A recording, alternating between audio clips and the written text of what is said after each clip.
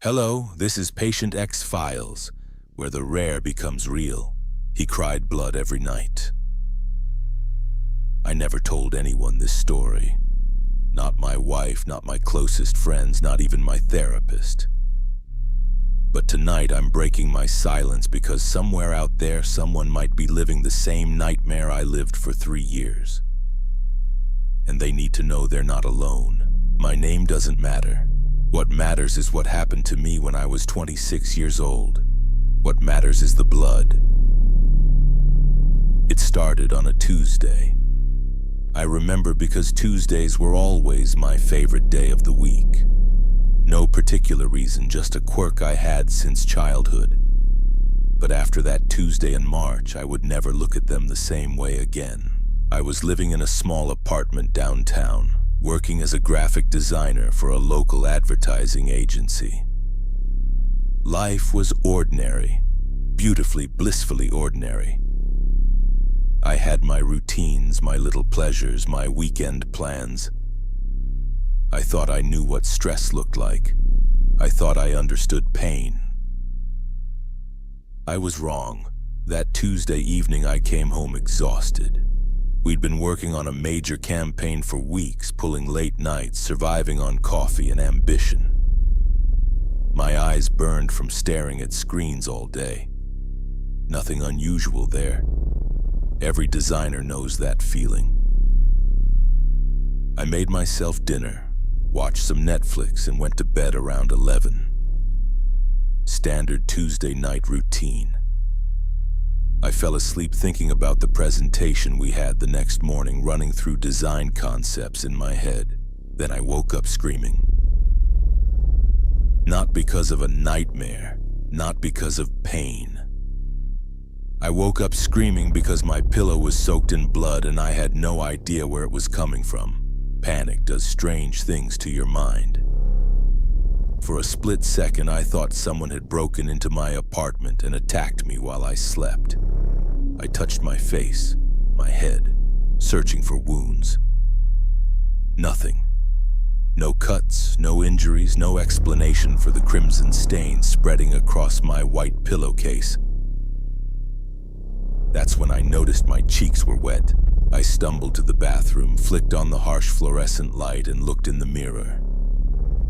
What I saw there will haunt me until the day I die. Blood was trickling down my face from both eyes, not dripping like a nosebleed, flowing like tears. Dark, thick tears of blood running down my cheeks and dripping onto my pajama shirt. I didn't feel pain. I didn't feel anything physically wrong. But emotionally, I felt like I was losing my mind. My first instinct was to call 911, but something stopped me. Maybe it was pride. Maybe it was fear. Maybe it was the absurdity of explaining to a paramedic that I was crying blood for no apparent reason. Instead, I grabbed a towel, cleaned my face, and sat on my bathroom floor until sunrise, too terrified to go back to sleep. By morning, it had stopped. My eyes looked normal.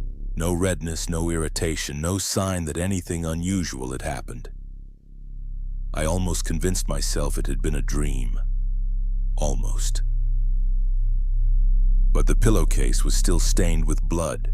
I called in sick to work and spent the day researching online. That's when I first learned the word that would define the next 3 years of my life. Hemolacria.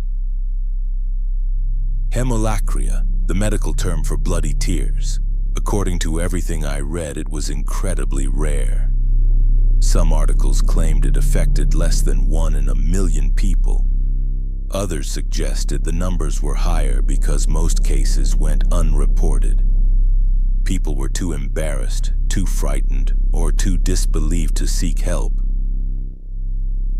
The causes ranged from bacterial infections to tumors, from blood disorders to severe conjunctivitis. But in many cases, doctors found no underlying cause at all. The bleeding would start, continue for weeks or months, and then mysteriously stop. Medical mysteries, they called them. I made an appointment with my doctor for the following week. In the meantime, I prayed it wouldn't happen again. It happened again that very night. This time I was ready. I had towels by my bed, I had done my research, and I told myself I could handle it. But nothing prepares you for the psychological impact of watching blood pour from your eyes while you're fully conscious and aware. The physical sensation is strange. It doesn't hurt the way you'd expect. There's a slight pressure similar to the feeling right before you cry from sadness, but magnified. Then comes the warmth as the blood runs down your face. It's thicker than tears, more viscous. It moves differently, but the emotional impact is devastating. Tears are supposed to represent emotion. We cry when we're sad, when we're happy, when we're overwhelmed. But what do you feel when your tears are blood? What emotion does that represent? I felt cursed. The bleeding continued every night for 2 weeks before my doctor's appointment. Sometimes it lasted 5 minutes. Sometimes it went on for over an hour. I started sleeping with a towel over my pillow and keeping a mirror by my bed so I could watch it happen. Watching became an obsession. I needed to understand it, to find patterns, to make sense of the senseless. I started keeping a journal, documenting every episode. Time it started, duration, amount of blood, what I had eaten that day, my stress levels, the weather, anything that might provide a clue. Dr. Patterson was a kind man in his 50s who had been practicing family medicine for over 20 years. When I told him about the bloody tears, his expression shifted from polite concern to intense focus. He asked me to repeat my symptoms 3 times as if he couldn't quite believe what he was hearing. In all my years of practice, he said, I've never seen a case of hemolacria. I've read about it, of course, but never encountered it firsthand. That should have been reassuring. Instead, it terrified me. If my doctor had never seen this before, how could he help me? He referred me to an ophthalmologist, who referred me to a hematologist, who referred me to a neurologist. Each specialist ran their tests, asked their questions, and ultimately shrugged their shoulders. My blood work was normal. My eye exams were perfect. My brain scans showed nothing abnormal. Sometimes, the neurologist told me during my final appointment, the human body does things we can't explain. The important thing is that all our tests suggest you're not in any immediate danger. Not in immediate danger. That was supposed to comfort me. Instead, it felt like a death sentence with an unknown execution date. The bleeding continued for 3 months. Every single night, without fail, I would wake up crying blood. My work suffered. My relationship suffered. I became a recluse, too embarrassed to explain my condition to friends, too afraid to sleep over at anyone's house, too exhausted from interrupted sleep to maintain normal social interactions. I started researching historical cases of hemolacria, desperate for answers, for hope, for any sign that this nightmare would end. What I found was fascinating and terrifying in equal measure. Throughout history, people who cried blood were often considered blessed or cursed, depending on the cultural context. In medieval times, they were sometimes revered as saints or condemned as witches. Some cultures believed bloody tears were a sign of divine intervention. Others saw them as evidence of demonic possession. I found documented cases dating back centuries. A nun in the 15th century Italy who cried blood during religious ecstasy. A soldier in World War I whose bloody tears reportedly started after witnessing a particularly brutal battle. A child in the 1950s America whose condition baffled doctors for months before spontaneously resolving. But the most disturbing case I discovered was that of Louise Lateau. a Belgian woman from the 19th century who not only cried blood but also experienced stigmata, bleeding wounds that appeared on her hands and feet every Friday. She became famous across Europe, with people traveling from distant countries to witness her condition. Louise claimed she felt no pain during these episodes, only a profound sense of spiritual connection. She described the blood tears as tears of compassion for the suffering of the world. Her condition lasted for years, and she was eventually beatified by the Catholic Church. Reading about Louise gave me a strange kind of comfort. Here was someone who had not only survived this condition but had found meaning in it. She had transformed her suffering into something sacred, but I wasn't feeling sacred, I was feeling broken. By the 4th month, I had developed severe insomnia. Even when the bleeding stopped, I couldn't fall back asleep. I would lie in bed staring at the ceiling, waiting for it to start again. My appetite disappeared. I lost 20 pounds. My skin became pale and drawn. My mother noticed the change when I visited for her birthday in July. "You look terrible," she said with the brutal honesty that only mothers can get away with. "Are you sick?" I wanted to tell her. I wanted to break down and explain everything. But how do you tell your mother that you cry blood every night? How do you make her understand that doctors can't help you? That you're living in a medical mystery with no resolution in sight? Instead, I made excuses. Work stress, relationship problems, the usual explanations for why someone might look like they're falling apart. That night, staying in my childhood bedroom, I prayed for the first time in years. I prayed that the bleeding wouldn't start, that I could have just one normal night in the house where I grew up, where I felt safe. My prayers were answered. That night, for the first time in 4 months, I slept through without waking up in blood. I thought it was over. I thought I was cured. I thought whatever curse had been placed on me had finally been lifted. I was wrong again. The bleeding returned the moment I got back to my apartment.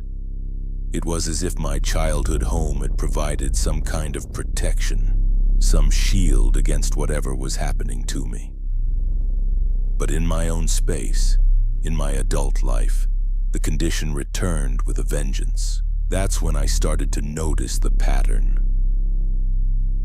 The bleeding was always worse during periods of stress. Job deadlines, relationship conflicts, financial worries, they all seemed to trigger more severe episodes. But it wasn't just stress. It was a specific kind of stress. The stress of hiding, of pretending everything was normal when everything was falling apart. I was bleeding because I was drowning in secrets. This realization changed everything.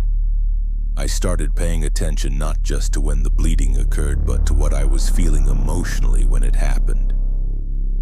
Almost always, it coincided with moments when I felt most isolated, most unable to share my true experiences with others. The blood tears weren't just a medical condition. They were my body's way of expressing emotions I couldn't put into words. I decided to do something radical. I decided to tell someone. I chose my best friend Marcus, someone I had known since college, someone who had seen me through breakups and job losses and family drama. If anyone could handle this revelation, it would be him. We met for drinks on a Thursday evening in August. I had rehearsed what I would say a dozen times, but when the moment came, the words tumbled out in a jumbled confession. "Hey Marcus, I need to tell you something, and you're going to think I'm crazy, but I've been crying blood for months, every single night, and doctors don't know why. And I'm scared I'm losing my mind." He stared at me for a long moment. Then he set down his beer and leaned forward. "Show me," he said. I explained that it only happened at night, usually while I was sleeping. So he came home with me. We ordered pizza, watched movies, and waited. I felt like we were conducting some bizarre experiment, sitting in my living room waiting for me to spontaneously start bleeding from my eyes. At 2:17 a.m. it began. Marcus watched in stunned silence as blood started trickling down my cheeks. I handed him a towel and calmly wiped my face as if this was the most normal thing in the world. By that point, I had become an expert in managing the practical aspects of my condition. "Jesus Christ," he whispered, "does it hurt?" "Not physically," I told him, "but emotionally it's destroying me." That conversation changed my life, not because Marcus had magical solutions or because talking about it made the bleeding stop. It changed my life because for the first time in months, I wasn't carrying this burden alone. Marcus became my research partner. He helped me document episodes, search for new treatments, connect with other people who had experienced similar conditions. Through online forums and medical networks, we found a small community of people living with hemolacria. There was Sarah, a teacher from Oregon who had been crying blood intermittently for 7 years. There was David, a retired mechanic from Texas whose condition started after his wife's death and lasted 18 months. There was Priya, a medical student from India who experienced bloody tears during exam periods. Each person's story was different, but they all shared common themes. The isolation, the fear, the desperate search for answers in a medical system that often dismissed their experiences as impossible or psychosomatic. But they also shared something else: resilience. Sarah had learned to view her bloody tears as a form of emotional release, a way her body processed grief and stress that was too overwhelming for regular tears. David had found that his condition gradually diminished as he worked through his bereavement with a therapist who specialized in grief counseling. Priya discovered that meditation and stress reduction techniques could sometimes prevent episodes from occurring. These conversations gave me hope, but they also highlighted an uncomfortable truth. For most people with hemolacria, the condition didn't have a clear medical cause or cure. It was something they had to learn to live with, to understand, and ultimately to accept. Acceptance. That was the word that kept coming up in our discussions. Not resignation, but acceptance. The recognition that some aspects of human experience can't be fixed, only integrated into a meaningful life. I started therapy with Dr. Elena Rodriguez, a psychologist who specialized in rare medical conditions and their psychological impact. She was the first medical professional who didn't seem surprised by my story, who treated hemolacria as a legitimate condition deserving of serious attention. The mind and body are more connected than most people realize, she explained during our first session. Sometimes, when we can't process emotions in conventional ways, our bodies find alternative methods of expression. She introduced me to the concept of somatic symptoms, physical manifestations of psychological distress. While hemolacria was rare, the general principle wasn't unusual. People developed ulcers from stress, experienced hair loss during trauma, suffered from chronic pain with no identifiable cause. Your bloody tears might be your body's way of crying when regular tears aren't enough, she suggested. The question isn't how to stop them, but how to understand what they're trying to tell you. We began exploring the emotional landscape of my life leading up to that first Tuesday night in March. What emerged was a pattern I hadn't recognized before. For months before the bleeding started, I had been suppressing significant emotional distress. My relationship was failing, but I refused to acknowledge it. I hated my job, but I convinced myself I should be grateful to have one. I was grieving my father's death 2 years earlier, but I had never properly processed that loss. I was drowning in unspoken truths, unexpressed grief, and unacknowledged pain. My bloody tears were the overflow. Dr. Rodriguez taught me techniques for emotional processing that didn't rely on traditional crying. Journaling, meditation, physical exercise, creative expression. She helped me understand that healing didn't necessarily mean making the symptoms disappear, but rather changing my relationship with them. Gradually, over the course of several months, something shifted. The bloody tears didn't stop immediately, but they became less frequent. More importantly, they became less terrifying. I began to see them not as a sign that I was broken, but as evidence that my body was working hard to heal emotional wounds I had been ignoring. The breakthrough came almost exactly 1 year after that first Tuesday night. I was lying in bed, feeling the familiar pressure behind my eyes that usually preceded an episode. But instead of panicking, instead of bracing myself for another night of blood-stained pillows, I did something different. I let myself cry. Not blood, regular tears. I cried for my father, whom I missed every day but had never properly mourned. I cried for the relationship that had ended but that I had never grieved. I cried for the job I hated but felt trapped in. I cried for the year of fear and isolation I had endured. I cried until I had no tears left. And then, for the first time in 12 months, I slept through the night without waking up in blood. The episodes didn't stop entirely for several more months, but they became increasingly rare. When they did occur, I no longer felt like a victim of some mysterious curse. I felt like someone whose body was working through trauma in its own unique way. The last episode occurred on a Wednesday in October, almost 2 years after it all began. I woke up to find a small amount of blood on my pillow, wiped my face clean, and went back to sleep. When I woke up in the morning, I somehow knew it was over.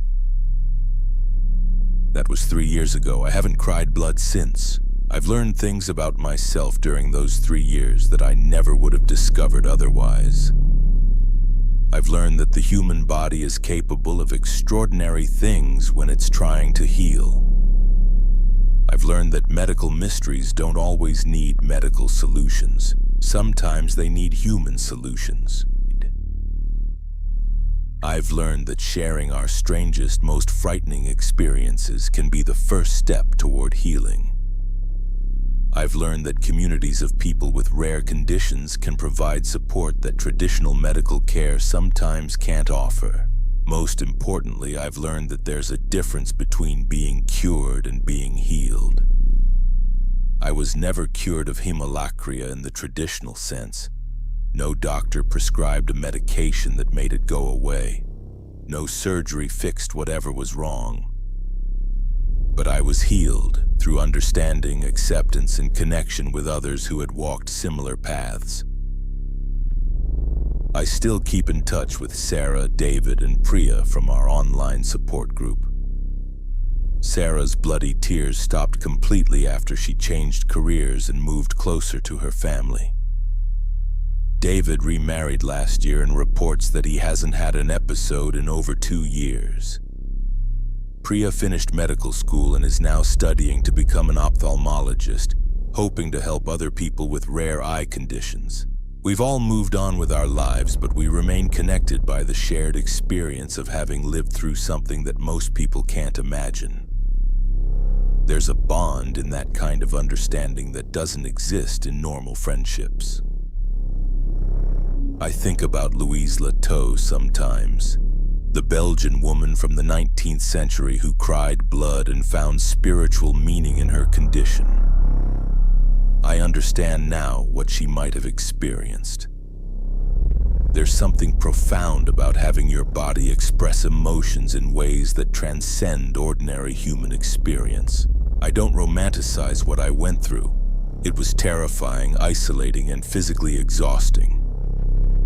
I wouldn't wish hemolacria on anyone, but I also can't deny that it changed me in ways that were ultimately positive. It forced me to confront emotions I had been avoiding. It connected me with a community of people I never would have met otherwise. It taught me about resilience, about the complexity of human experience, about the limitations and possibilities of medical science. It taught me that healing sometimes looks nothing like what we expect it to look like. If you're listening to this and you're going through something similar, something rare and frightening and medically unexplained, I want you to know that you're not alone. There are others of us out here, people who have walked through medical mysteries and emerged on the other side. Your body isn't broken, your experience isn't invalid, your story matters. And sometimes the things that make us feel most different, most isolated, most frightened, are the same things that ultimately connect us most deeply to our shared humanity. The blood tears were never really about blood. They were about all the tears I hadn't been able to cry, all the grief I hadn't been able to process, all the pain I hadn't been able to express. When I finally learned to cry regular tears, the blood tears were no longer necessary. Sometimes healing means finding the tears behind the blood. If you enjoyed this video, please support the channel. Like, share, and subscribe.